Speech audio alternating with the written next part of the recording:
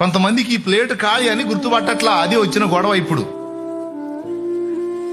పైన తైలం అయిపోయిందని అర్థం కావట్లా, బాగానే ఉన్నాం అనుకుంటున్నారు. ఫస్ట్ ఏమో దేవా నీ బలమే నీ శక్తి అనుకుంటా పోయి తర్వాత నేను పర్వాలా ఈ మధ్య కాస్త గట్టిగానే ఉన్నా, నిజాయితీగా ఉన్నా, నీతిగా నీ బొందన్నారా బొంద. నువ్వు నీతిగా బలంగా నిజాయితీ నిలబడి తెచ్చింది, ఏదో నిలబడ్డా అంటే ఆయన.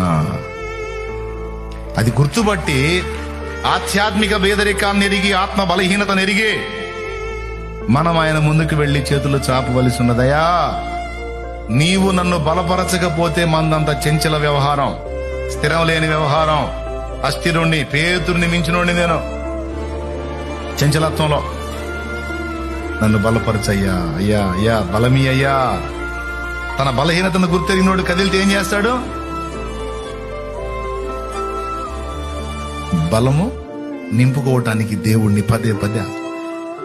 అందుకే బీదలైన మీరు ధన్యులు అన్నాడు. Download ShareChat.